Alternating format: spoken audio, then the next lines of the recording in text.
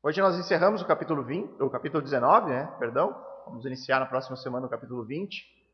E ao longo aqui dessa exposição do Evangelho de Mateus, eu creio que os irmãos já perceberam que há uma diversidade muito grande de profundidade, muitas vezes, dos textos em si. Há textos que são autoexplicativos, né? Você olha, bate o olho e você já sabe o que está dizendo, você já entende, compreende.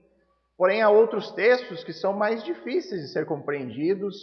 Nós não podemos esquecer que, por mais que a mensagem bíblica seja uma mensagem extremamente simples e fácil de ser compreendida, que mesmo uma criança, uma pessoa muito idosa pode ler as Escrituras e entender o Evangelho de maneira clara, há muitos textos que são desafiadores. Muitos textos bíblicos que nós não temos a total certeza da intenção do autor naquele momento, porque há várias barreiras que há entre nós para que a gente entenda corretamente o texto, né?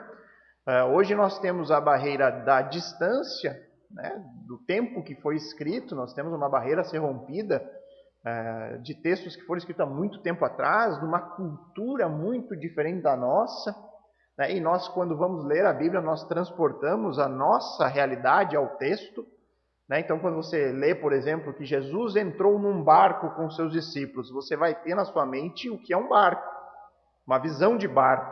E muito provavelmente esse barco não é o barco que eles entraram, o tipo de barco, né, as características.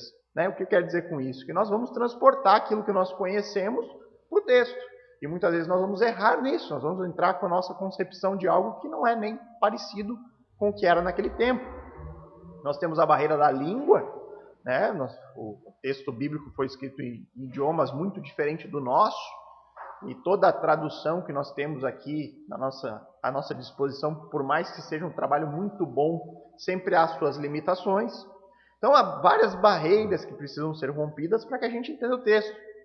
E o texto de hoje é um dos casos, irmãos, que é necessário que a gente fique muito atento, muito preocupado em observar cada detalhe do que é dito para que a gente possa ter um entendimento correto. Então, hoje, mais do que nunca, eu peço que vocês mantenham as suas Bíblias abertas com muita atenção naquilo que está sendo falado aqui no texto. Então, vamos fazer a leitura. Nós vamos ler desde o verso 23 até o 30, tá? A exposição vai ficar apenas nos versos 27 a 30, mas vamos fazer a leitura do texto mais completo aqui. Então, Mateus 19, versos 23 a 30. Diz assim a palavra de Deus. Então Jesus disse aos seus discípulos: Em verdade lhes digo que um rico dificilmente entrará no reino dos céus. E ainda lhes digo que é mais fácil um camelo passar pelo fundo de uma agulha do que um rico entrar no reino de Deus. Ouvindo isso, os discípulos ficaram admirados e perguntaram: Sendo assim, quem pode ser salvo? Jesus, olhando para eles, disse: Para os seres humanos isso é impossível, mas para Deus tudo é possível. Então Pedro, tomando a palavra, disse: Eis que nós deixamos tudo e seguimos o Senhor. Que será, pois, de nós? Jesus lhe respondeu: Em verdade lhes digo que na regeneração, quando o Filho do Homem se assentar no trono da sua glória, vocês que me seguiram também se assentarão em 12 tronos para julgar as 12 tribos de Israel. E todo aquele que tiver deixado casas, irmãos, irmãs, pai, mãe, filhos ou campos, por causa do meu nome, receberá muitas vezes mais e herdará a vida eterna. Porém, muitos primeiros serão últimos, e os últimos serão primeiros. Jesus ele está neste momento ensinando lições importantes, verdades espirituais muito importantes aos seus discípulos. Verdades essas que foram motivadas pelo encontro que Jesus teve com um jovem rico do texto anterior a esse, lá nos versos 16 a 22. Era um homem extremamente respeitável dentro do meio judaico, dentro da sua cultura, e que chega até Jesus com uma pergunta extremamente pertinente. Ele diz: Mestre, o que posso fazer para alcançar a vida eterna? O que fazer para ser salvo? Era a pergunta do jovem. E aí Jesus diz para ele, né, que para ser salvo, para entrar no reino do Messias, é preciso conhecer o verdadeiro Deus, aquele que se revelou pela sua palavra, que é preciso reconhecer a sua própria incapacidade no processo de salvação, e o mais importante de tudo, é necessário seguir ao Messias, andar com ele, estar junto a ele, querer aprender dele e ser obediente a ele. Jesus então faz um chamado àquele jovem. Diz, olha, se você quer realmente ser salvo, então demonstre onde está o seu Deus. Venda as suas propriedades e vem e me segue. E aí aquele jovem, que era dono de muitas posses, era um homem muito rico, ele foi incapaz de seguir o Messias e ser salvo por ele. E aí então Cristo utiliza esse encontro para ensinar os seus discípulos que é muito difícil um rico, nas características daquele jovem, ser salvo. Jesus inclusive diz que é mais fácil algo impossível acontecer. Ele usa um dito proverbial e diz, olha, é mais fácil um camelo passar no fundo de uma agulha, passar pelo buraco de uma agulha, do que um rico ser salvo. Ou seja, é mais fácil algo impossível vir a acontecer do que um jovem, uma pessoa naquelas características daquele jovem ser salvo. E aí, diante disso que Jesus informa aos seus discípulos, os seus alunos ficam atônitos, né? Eles ficam perplexos com aquilo que eles ouviram. Assim como nós devemos ficar quando nos damos por conta disso, dessa informação que Jesus está dando. Né? Se é a primeira vez que a gente lê algo assim, nós devemos ficar apavorados. Nossa, então é impossível um rico ser salvo? E aí o questionamento dos discípulos mostra bem essa sua admiração pelo ensino de Cristo. Eles dizem no verso 25, nossa Senhor, mas sendo assim, quem é que pode ser salvo? Essa é a dúvida que surge. Porque na cabeça deles, na compreensão cultural daquele tempo, se o rico, né, que eram pessoas que aos olhos dele eram abençoadas por Deus visivelmente, tinham o entendimento de que a riqueza vinha do Senhor e era a bênção de Deus, então ele diz, nossa, se um rico que é claramente abençoado por Deus não pode ser salvo, quem vai ser? Quem vai ser salvo? Se eles, que a bênção de Deus recai, neste momento não serão salvos, quem vai ser? E aí Jesus concorda com isso. Né? Jesus diz, não, realmente. Não é só para o rico que é impossível. Jesus diz, para o ser humano. Para todos os homens é impossível ser salvo. E aí Jesus completa, apenas Deus é que pode salvar o homem. O homem não pode encontrar a salvação, mas Deus pode salvá-lo. E aí o texto agora, irmãos, não nos informa quanto tempo depois esse diálogo a partir do verso 27 aconteceu. Mas certamente os discípulos eles ficaram um tempo ali meditando naquilo, ruminando todas aquelas informações. E aí Pedro, mais uma vez, né, nós vemos Pedro tomando a frente, ele vai e questiona Jesus no verso 27. Então Pedro, tomando a palavra, disse, eis que nós deixamos tudo e seguimos o Senhor. Que será, pois, de nós? Pedro deve ter ficado pensando, tá, tudo bem, aquele homem não conseguiu seguir a Cristo. E aí Jesus disse que é impossível para o homem ser salvo. Tá, mas nós fizemos o oposto dele. Nós aqui, esse grupo de dois, nós não fizemos o que o jovem fez. Nós estamos seguindo. É possível, inclusive, que Pedro tenha achado injusta a afirmação de Cristo sobre a impossibilidade da salvação do homem. Né? Talvez ele diga, mas como assim? Nós estamos aqui servindo o Senhor, seguindo. Como que não? Para o homem é impossível se nós estamos fazendo. O certo mesmo, irmãos, é que Pedro ele parece aqui querer garantir que haverá algum tipo de recompensa a eles por causa do caminho que eles tomaram. Senhor, nós não fizemos como ele. Né? O que vai acontecer com nós, então? Nós que estamos seguindo ao Senhor. É possível que tenha até uma motivação ali pouco espiritual ou até egoísta da parte dele. Senhor, diz aí o que tem reservado para nós, porque nós não somos como ele. E seja qual for a intenção do apóstolo Pedro aqui, o fato é que Jesus não o repreende. Jesus não diz, olha Pedro, você não está sendo espiritual. Não, Pedro, você não deve pensar dessa forma. Não, Pedro, não seja assim, seja humilde, ou coisa do tipo. Cristo vai dizer que existe sim uma recompensa para todos aqueles que tomam o caminho oposto ao do jovem rico.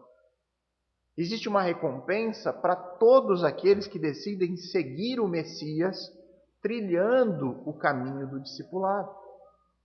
E este é o assunto dos próximos versículos. Jesus vai ensinar agora que existe uma recompensa que é destinada a este grupo seleto dos apóstolos. Existe uma recompensa que é para eles, para os 12.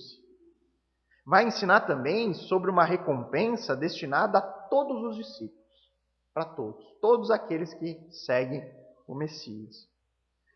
E no final aqui, ele vai falar algo muito interessante sobre a cronologia do resgate dessa recompensa. Então vamos ver primeiro o verso 28, que vai falar sobre a recompensa dos 12. Jesus lhes respondeu, em verdade lhes digo, que na regeneração, quando o Filho do Homem se assentar no trono da sua glória, vocês que me seguiram também se assentarão em 12 tronos para julgar as 12 tribos de Israel.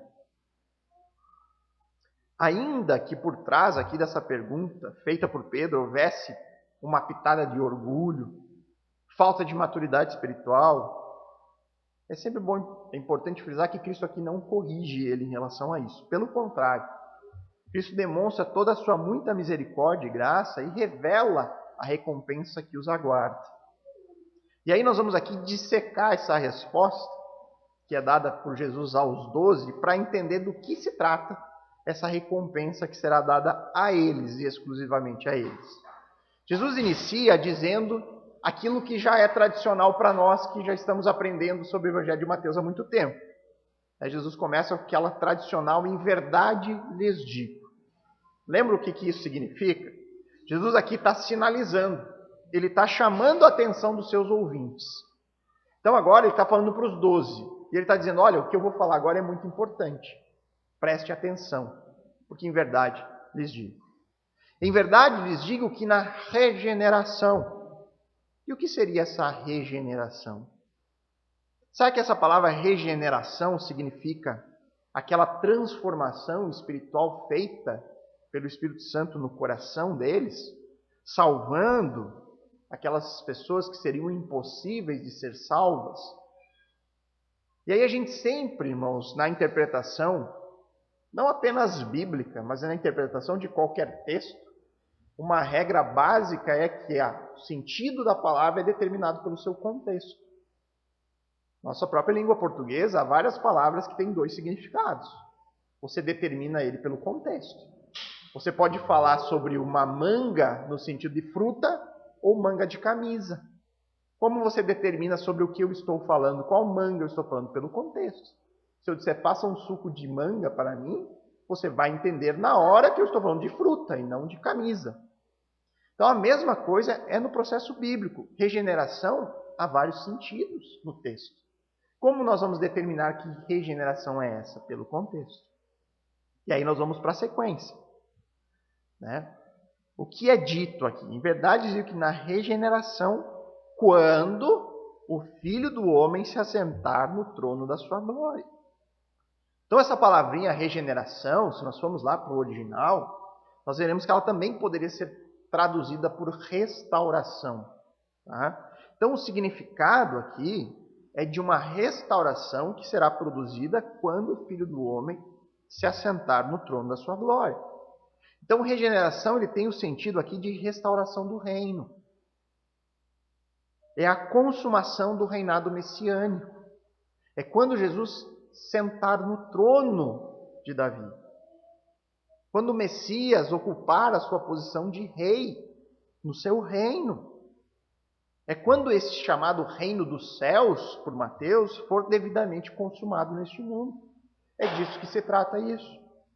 Então, a principal recompensa para qualquer discípulo, e é isso que Jesus tratou com o jovem rico, por exemplo, sobre como alcançar vida eterna, a principal recompensa é fazer parte do reino do Messias. E para isso é necessário seguir a Ele, estar com Ele, se unir a Ele, estar identificado com o Messias. O jovem rico não foi capaz de fazer isso, mas os apóstolos estão fazendo isso. Mas Jesus ele vai além dessa recompensa e ele diz que existe uma outra ainda que será entregue a eles, quando o reino for consumado, quando o Filho do Homem se assentar no trono. E agora Jesus vai dizer qual recompensa é essa. Então ele diz que, em verdade lhes digo, na regeneração, quando o Filho do Homem se assentar no trono da sua glória, vocês que me seguiram, para quem que ele está falando aqui? Só para deixar bem claro, ele está falando para os 12. É uma pergunta feita por Pedro em nome daquele grupo e Jesus responde a ele: vocês que me seguiram, vocês os 12 que não são como o jovem, que estão aqui comigo. E aí alguém poderia ainda dizer: pastor, mas um dos 12 não seguiu de fato. Então essa promessa não podia ser para os 12, era só para os 11. E a gente lembra que na sequência da história, lá em Atos, no capítulo 2, você lerá que eles substituíram o apóstolo que havia deserdado, Judas Iscariotes, por Matias. Então a promessa aqui continua a mesma. Haverá 12 tronos. A promessa é para os 12 apóstolos. E aí, segundo Jesus aqui, qual que é a recompensa específica? Vocês que me seguiram, os 12, também se assentarão em 12 tronos para julgar as 12 tribos de Israel. Jesus entrega aqui a eles uma promessa dizendo que eles se assentarão em tronos juntamente com o Messias. E sobre eles estará a responsabilidade de julgar as 12 tribos de Israel. E isso é uma promessa maravilhosa, tremenda. Imagina eles ouvindo isso. Olha o que está destinado a vocês. Eu vou me assentar no trono de Davi. Eu vou ser rei no meu reino. Mas vocês também sentarão em tronos. Vocês estarão do meu lado. Haverá 12 tronos a vocês. E vocês julgarão as 12 tribos de Israel. E muito, irmãos, tem sido dito sobre este texto. Muitas interpretações têm sido apresentadas sobre isso. A maioria delas, irmãos, é usado em muita criatividade aqui para tentar entender o que Jesus está dizendo, pelo simples fato de ter uma vertente dentro da teologia, E aí é algo que a gente ensina bastante aqui na igreja, principalmente na quarta-feira. A nossa teologia, o que é a teologia? A doutrina, o ensinamento bíblico deveria vir apenas aqui do texto. Por que há tanta denominação, então, em tantas igrejas diferentes, se a teologia tem que vir da Bíblia? Porque muitas vezes ela acaba não vindo. A teologia acaba sendo produzida pela tradição, pela cultura, E aí você vai interpretar a Bíblia não de acordo com o texto, mas de acordo com aquela tradição e aquela cultura. E diante disso, muita coisa foi produzida, há muita tradição dentro do meio evangélico, enfim. E dentro dessas muitas tradições, há uma escola teológica que são os amilenistas. O que são os amilenistas? São um grupo que não reconhece o milênio literal de Jesus, que está profetizado ao longo de toda a Bíblia, mas em especial em Apocalipse 20. Que um dia Cristo reinará neste mundo por 1000 anos. Se assentará no trono de Davi em Jerusalém. Lá em Jerusalém, Israel. Jesus um dia se assentará naquele trono e reinará sobre todas as nações. Muitas pessoas não creem nisso. E aí, quando chegam num texto como esse, eles têm que encontrar uma resposta para aquilo que Jesus está sendo dado aqui por Cristo. E aí eles tentam usar de muita criatividade para tentar achar algo que possa significar. Só que quando, irmãos, nós interpretamos as Escrituras de maneira consistente, numa interpretação que leva em consideração a história, que leva em consideração a gramática, e que é literal, não literalista, mas literal, então uma interpretação histórico-gramatical literal, você não tem dificuldades para isso aqui. você consegue entender facilmente. Por exemplo, se você pegar, e aqui eu vou pedir para você abrir a sua Bíblia, porque é fácil de encontrar o texto. Apocalipse, último livro da sua Bíblia. Vai lá e abre no capítulo 20, onde está descrito este reino. Apocalipse 20, Jesus aqui está revelando, né? O apóstolo João, ele está descrevendo a visão que ele teve deste reino milenar. A visão que ele está tendo deste reino sendo consumado aqui na terra. João teve uma visão e ele está descrevendo o que ele viu acerca dessa consumação do reino. E olha o que ele diz no verso 4 do capítulo 20. Ele está olhando para o reino, o milênio, Jesus reinando na terra. E ele diz no verso 4, vi também tronos, e nesses assentaram-se aqueles aos quais foram dada a autoridade para julgar.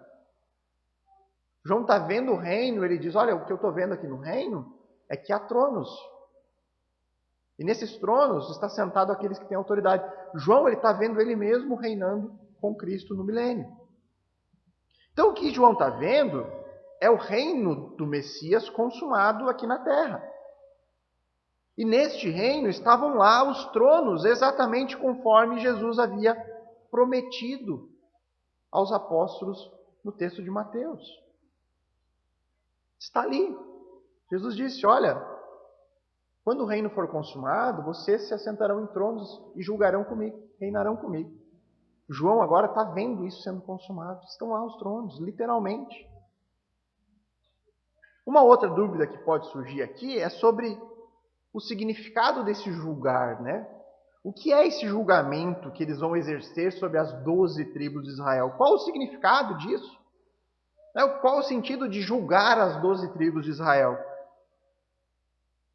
Como Jesus está aqui falando sobre recompensa, sobre reino regenerado, reino restaurado, a melhor interpretação é de juízo no sentido de governo. Os 12 apóstolos, eles vão ter aqui autoridade e governarão sobre a nação de Israel sobre toda a eternidade. Estará sobre eles a responsabilidade de governar Israel como nação no milênio. E por que isso vai ocorrer aqui? Ele fala em toda a eternidade. E não é algo só para o reino milenar. Ele diz, vocês governarão eternamente. Julgarão eternamente sobre as 12. Lembram, irmãos, do que eu já tenho falado aqui alguns cultos sobre a visão correta sobre a vida eterna? Nós precisamos entender corretamente o que é vida eterna. O que vai acontecer, tirar essa visão espiritual, né, plano astral, o celestial, sabe? Que a gente vai viver no céu ou coisa do tipo. Não, vida eterna tem a ideia de reino. Vida eterna, segundo a Bíblia, e especialmente segundo o Evangelho de Mateus, significa fazer parte do reino do Messias, entrar no seu reino. Um reinado que a Bíblia diz que será eterno. Quando o Filho do Homem se assentar no trono de Davi, e isso começa no reino do milênio, no reino milenar, posteriormente, irmãos, depois que passar os 1000 anos, o reinado messiânico continuará naquilo que a Bíblia chama de novo céu e nova terra. No novo céu e nova terra, Jesus continuará reinando, só que agora na nova Jerusalém. Há uma continuidade entre o novo reino milenário e o eterno período, haverá uma continuidade. Não vai mudar tudo. Não vão virar anjinho celestial e aí, novo céu, nova terra é algo... Não, é uma ideia de restauração completa. Novo céu, nova terra, todo mal já foi derrotado. Agora tudo se fez novo. E muito provavelmente é este mundo restaurado, renovado e não destruído e faz um universo completamente novo. A Bíblia dá mais a entender o sentido de restauração, de renovação. Só que neste período, entre eles, irmãos, da nossa vida aqui, nossa vida hoje, milênio e vida eterna, há uma continuidade de muitas coisas. Por exemplo, nosso corpo físico. Nós hoje temos corpo físico. No milênio nós teremos corpo físico. Novo céu, nova terra, corpo físico. Vai haver a ressurreição. Se nós morrermos aqui, um dia seremos ressuscitados para o milênio e para a vida eterna.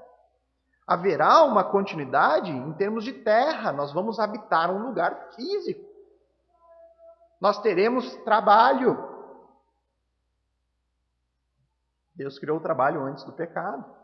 Nós teremos funções. Nós trabalharemos, teremos uma vida ativa. Nós não vamos ficar com as perninhas para o ar a eternidade inteira. Imagina nós ia aguentar isso. A ociosidade para o ser humano é terrível. Nós teremos trabalho.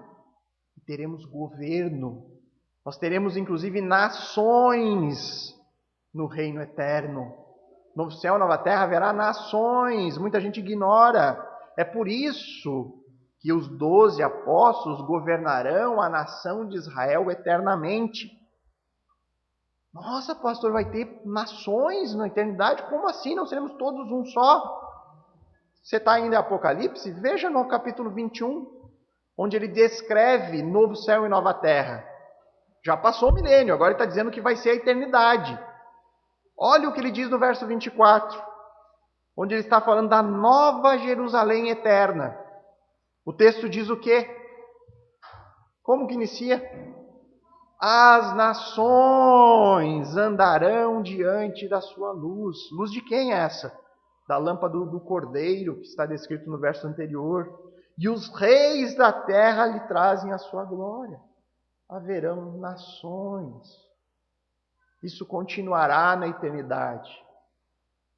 Portanto, irmãos, a recompensa aqui destinada exclusivamente para os apóstolos será a sua posição de governo junto a Israel. Eles governarão ao lado do Rei Messias, Jesus Cristo, eternamente. Esses 12 homens, eles terão o privilégio de governar ao lado do nosso Senhor. Esses homens, que foram aqueles que viveram mais próximos de Jesus aqui neste mundo, serão também aqueles mais próximos de Cristo na eternidade. Que privilégio! Que privilégio desses 12 homens! Desfrutaram da presença do Messias de maneira íntima aqui neste mundo. E eles desfrutarão também a presença de Cristo de maneira íntima na eternidade. Agora é importante que a gente tenha bem claro isso, irmãos. Essa é uma recompensa para eles. Cristo escolheu a eles. Cristo destinou essa recompensa apenas a eles.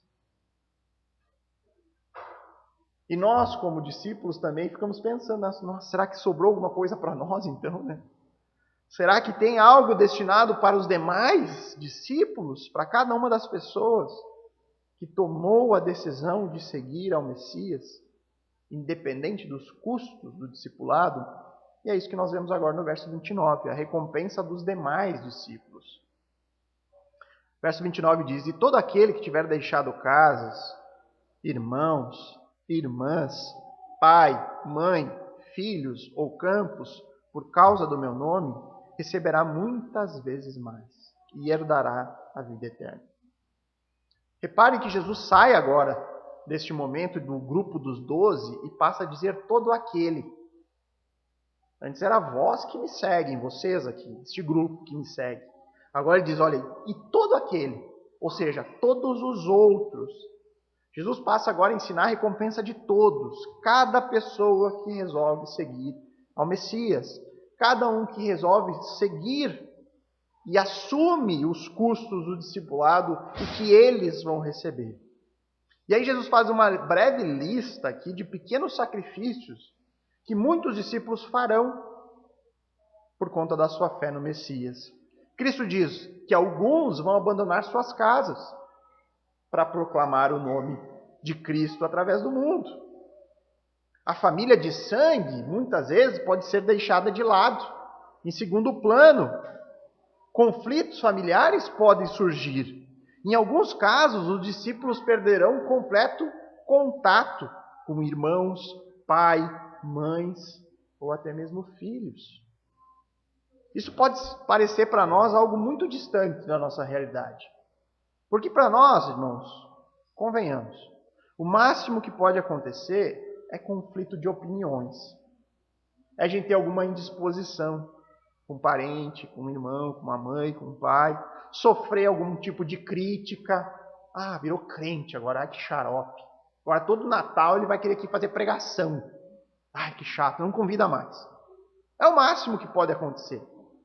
Mas, irmãos, nós não podemos esquecer que até mesmo hoje, em muitas outras culturas, abraçar a fé cristã é abraçar a rejeição completa. Se você pegar o exemplo dos muçulmanos, por exemplo, na grande maioria das vezes, o muçulmano que se converte ao cristianismo, ele é expulso da sua casa. Ele é colocado para fora. E dependendo do país, se for um país islâmico, onde a lei é a Sharia, que domina o país, ele perde os seus direitos de cidadania. É esse o tipo de conflito que muita gente enfrenta por seguir a Cristo. Jesus diz ainda que alguns seguirão o caminho oposto do jovem rico e deixarão para trás todas as suas propriedades, os seus campos, para servir exclusivamente ao Senhor Jesus nessa vida. E independente da situação, é certo que todo discípulo fará algum tipo de sacrifício pessoal para seguir Jesus. Isso é certo. Nem que seja abrir mão apenas dos seus próprios desejos. Abrir mão de alguns planos da vida que tinha antes de ter um encontro com Cristo. Abrir mão de ambições, enfim, de coisas que antes valorizava e agora não valorizo mais. Muitas vezes nós vamos brigar com o nosso próprio coração. Em especial, no assunto que está sendo tratado aqui, na questão da riqueza. O tipo de valor que nós damos a essas coisas. O que Cristo está fazendo aqui é reconhecer que há custos que serão assumidos pelos discípulos. Isso é inevitável. Em maior grau ou menor grau, sempre haverá um custo. Nós direto falamos aqui na igreja sobre isso. Assumir os custos do discipulado. Avalie bem se você está disposto a assumir esses custos. Ser crente não é fácil. Se você viver de acordo com a palavra, vai haver conflitos. É inevitável porque o mundo está em oposição a Deus e a sua palavra. Oposição, perseguição são certezas bíblicas para o cristão. Se você não enfrenta isso em nenhum tipo de grau, por menor que seja, avalie bem o seu compromisso com o Senhor e sua palavra. Agora, sejamos sinceros, irmãos. Nós assumiríamos esse custo? Nós seguiríamos o caminho que é tão difícil se nós não vislumbrássemos algum tipo de prêmio lá na frente?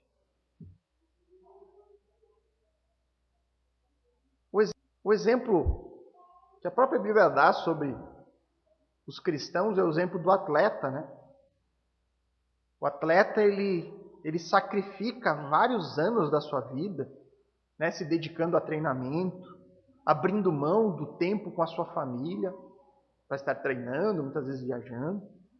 Abre mão de uma alimentação que seria normal para os outros, para comer regrado, evita coisas que nós gostamos tanto, doce, refrigerante. Por quê? Porque ele é um atleta, ele não pode consumir esse tipo de alimento.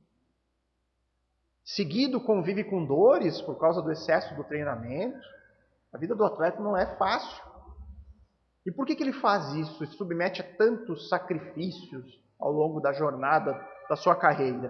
Porque tudo que ele quer é o prêmio. É a medalha destinada aos campeões. É ser o melhor. Ele assume os custos dos sacrifícios do treinamento, vislumbrando a vitória lá na frente. Esse é o exemplo que a Bíblia nos traz para a nossa corrida como discípulos. Se nós olharmos para o exemplo dos apóstolos, e aqui eu digo olharmos com uma visão extremamente mundana da vida deles. Uma perspectiva que olha apenas para as questões materiais da vida presente. O que eles ganharam seguindo a Jesus? O que de bom aos olhos do mundo, trouxe para a vida deles? Se nós olharmos, é sofrimento, perseguição e morte. E tirando o apóstolo João, todos mortes extremamente violentas, extremamente dolorosas. Aos olhos do mundo, estes 12, podemos colocar o 13º, o apóstolo Paulo, eles foram homens tolos. Aos olhos do mundo, eles foram tolos. Assim como a maioria dos crentes verdadeiros são vistos hoje pelo mundo. Pessoas tolas. Pessoas que foram enganadas. As pessoas costumeiramente falam dos crentes, eles passam por lavagem cerebral. Sim, a lavagem cerebral de Romanos 12. A lavagem da palavra. E 1000 vezes ser enganados pela promessa de Cristo do que ser enganado pelas promessas do mundo. Porque o mundo nos entrega várias promessas de felicidade, satisfação, prazer. E aí Jesus olha para esse discípulo que assume esses custos. E ele fala que haverá recompensa para eles. E Jesus diz aqui 2 tipos de recompensa, que é aquelas que nos motivam a seguir em frente. A continuar alegres mesmo sofrendo, alegres mesmo na perseguição. Por quê? Porque nós vislumbramos o prêmio. E ele fala 2 tipos de recompensa. Uma que já é desfrutada agora e outra que é eterna. Ele diz no texto: e todo aquele que tiver deixado casas, irmãos, irmãs, pai, mãe, filhos ou campos, por causa do meu nome, receberá muitas vezes mais. Essa é a recompensa que nós desfrutamos agora, desde já. Quando nós vamos para o Evangelho de Marcos, onde Marcos faz o seu relato paralelo deste mesmo texto, isso está registrado em Marcos 10, dos versos 29 e 30, ele diz assim: Jesus respondeu: em verdade lhes digo que não há ninguém que tenha deixado casa, irmãos, irmãs, mãe, pai, filhos ou campos por causa do Evangelho, que não receba já no tempo presente. Ele acrescenta uma informação importante aqui de Mateus, ele diz que receba já no tempo presente 100 vezes mais casas, irmãos, irmãs, mães, filhos e campos.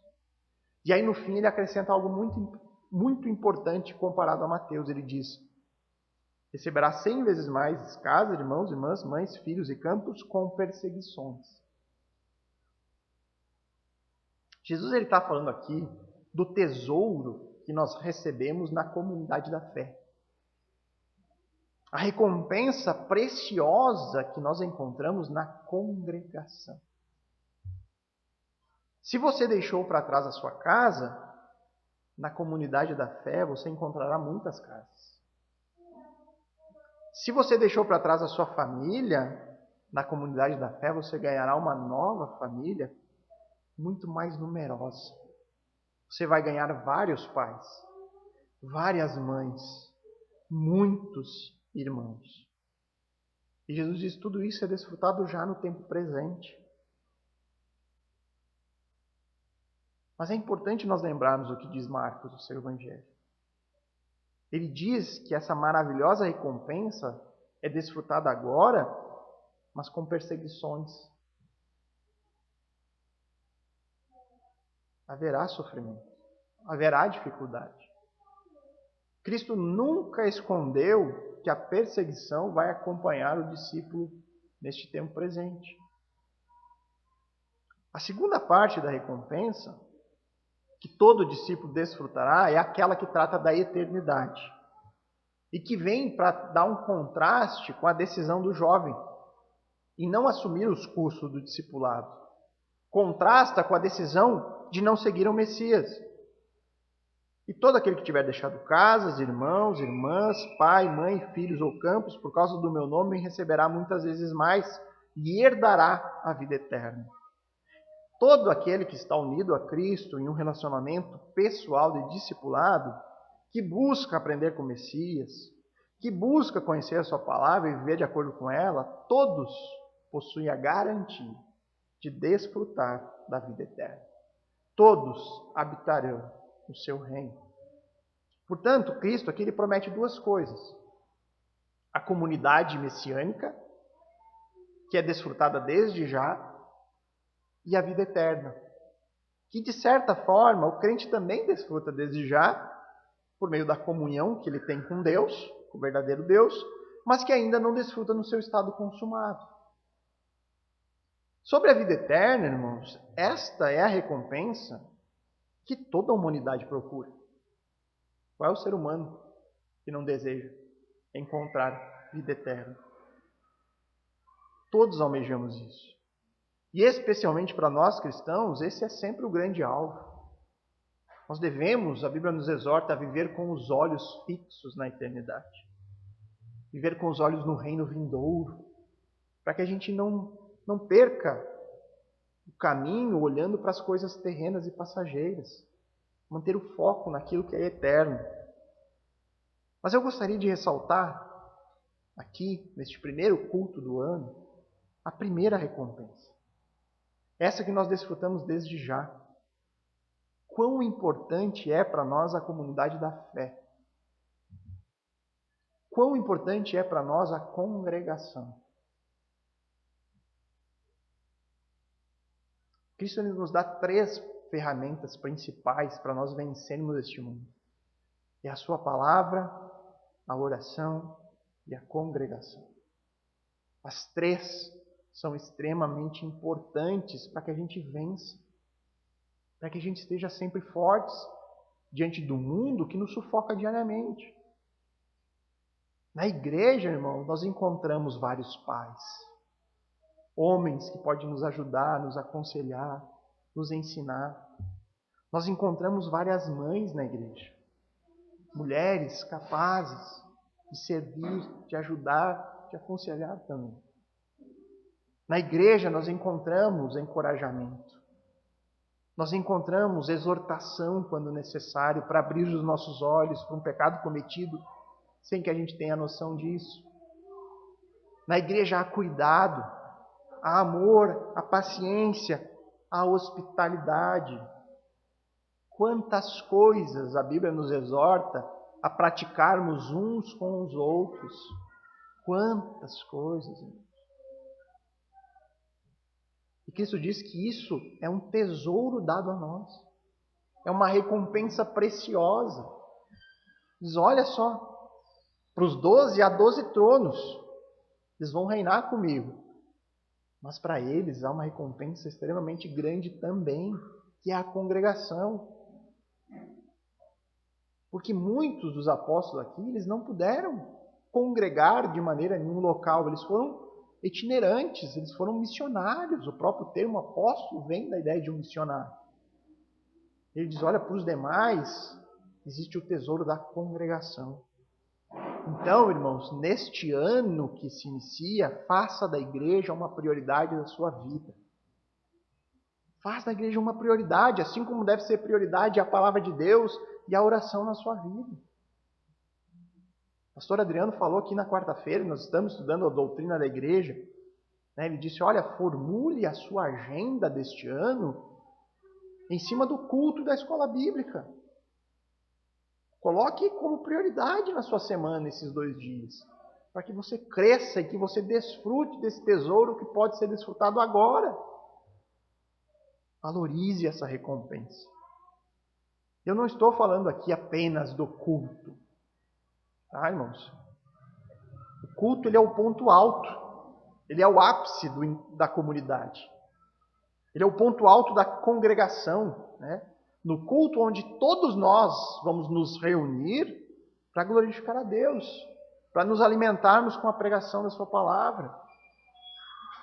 Quando eu falo aqui desse tesouro congregacional, a ideia é de uma igreja, pessoas de uma maneira orgânica, onde uns têm comunhão com os outros, onde uns conhecem os outros, uns convivem com os outros.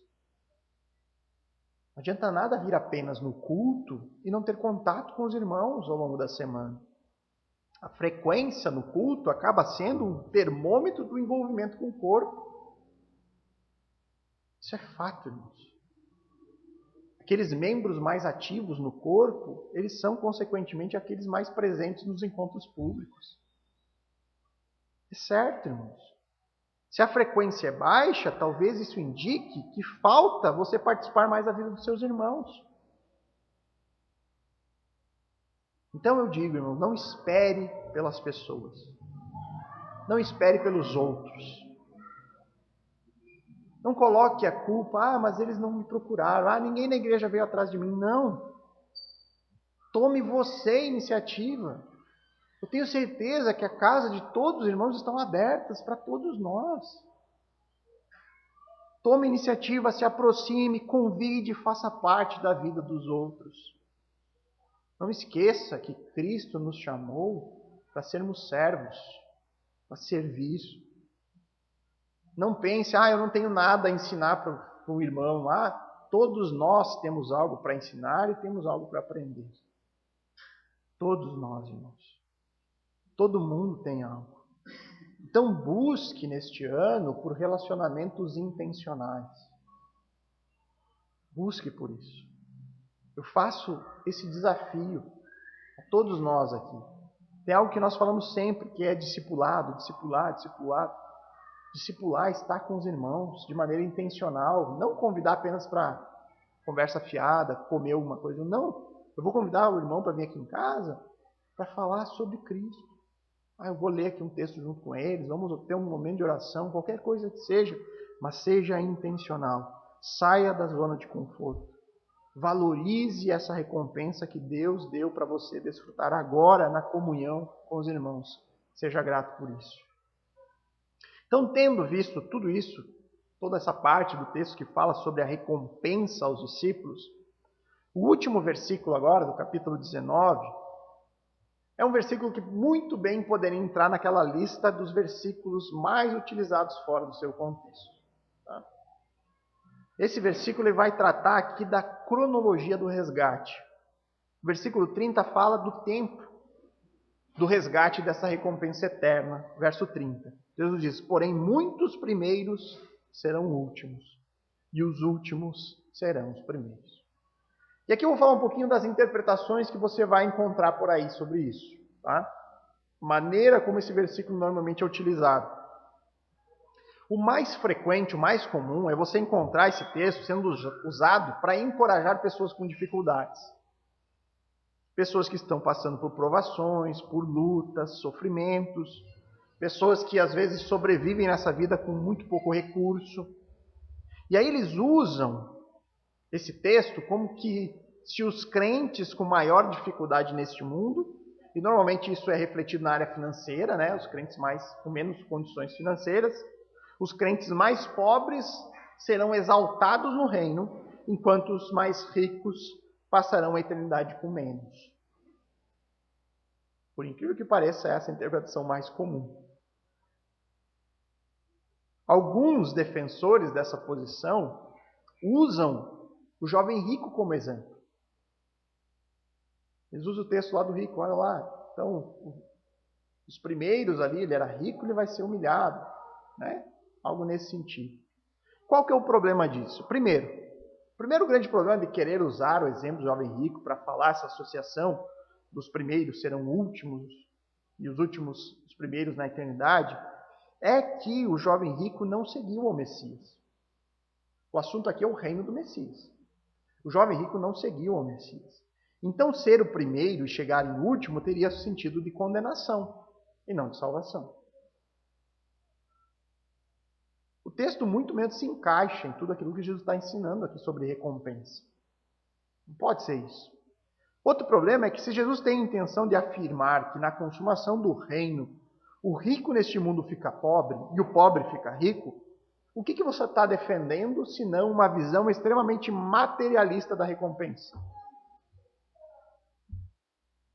Você está olhando para a eternidade no sentido de uma vida aqui neste mundo, onde você tem um pouco de esperança de desfrutar aquilo que os ricos desfrutam agora e você desfrutar para sempre.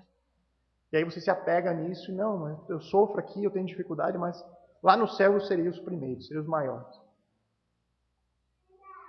Não podemos descolar disso a realidade de que muitos homens extremamente importantes para a história bíblica eram extremamente ricos.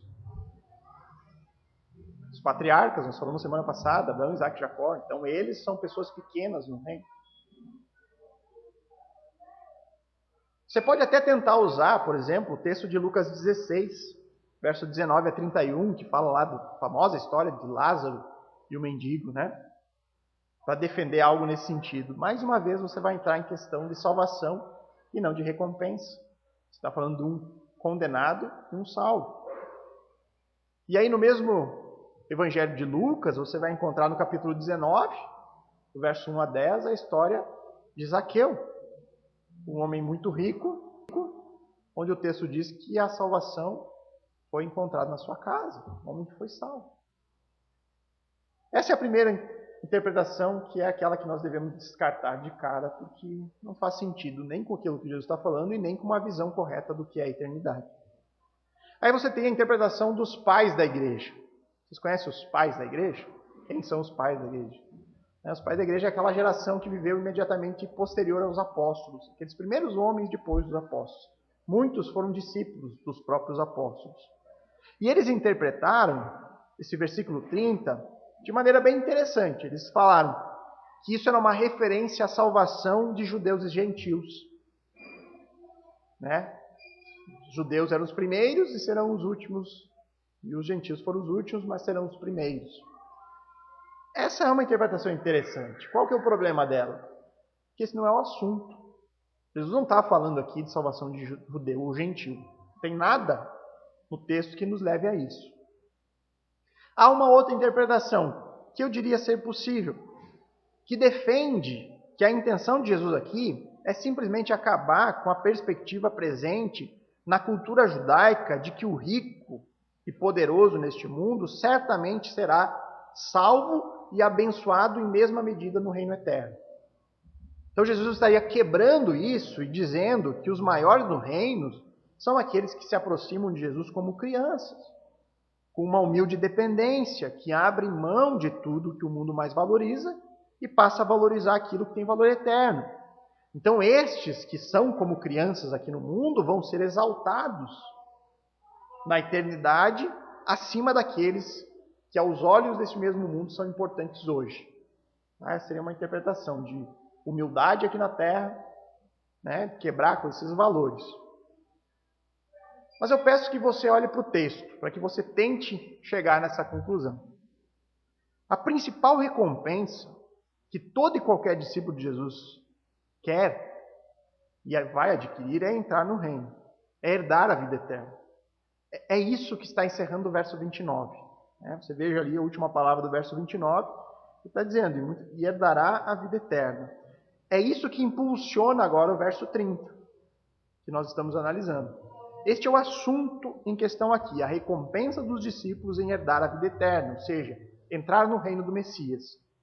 E aí Jesus diz que os primeiros discípulos do Messias, ou seja, os apóstolos, serão os últimos a receber essa recompensa. Ele está aqui colocando uma questão de ordem cronológica. Os primeiros chamados, ou seja, aquele grupo dos 12, são aqueles que esperarão mais tempo para a consumação do reino, para entrar na vida eterna, do que aqueles que foram o último chamado. A última pessoa salva neste mundo, a última pessoa que se arrepender e crer em Cristo como o único e suficiente Salvador, esta vai ser a pessoa que menos tempo vai esperar para a consumação do reino de Deus, que menos tempo vai esperar para tomar posse da sua recompensa eterna. É isso que Jesus vai explicar agora no capítulo 20. É isso que nós vamos ver na próxima semana com a parábola dos trabalhadores na vinha, onde o Senhor, o dono do campo, vai chamando um no início do dia, outro na metade do dia, outro no fim do dia, e a todos ele vai dar a recompensa, e aí ele vai pagar o último por primeiro. É cronológico. Jesus está dizendo aos apóstolos, olha, vocês foram os primeiros, mas vocês vão esperar um longo tempo para alcançar a principal recompensa da vida eterna. Aquele último que for chamado, este vai tomar de imediato praticamente. Salvo e já vai receber. Imagine o privilégio desse último homem, né? Imagina quem vai ser essa pessoa, o último salvo deste mundo. Essa salvação ela pode acontecer 1 minuto antes da consumação do reino. Imagina, a pessoa é salva e instantes depois ela recebe a sua recompensa de herdar o reino de Deus. É claro, irmãos, que todos os crentes do passado, eles estão na glória, com Cristo, em plena alegria. Paulo mesmo cansou de dizer isso nas suas cartas. Para mim morrer é lucro, é melhor estar com Cristo.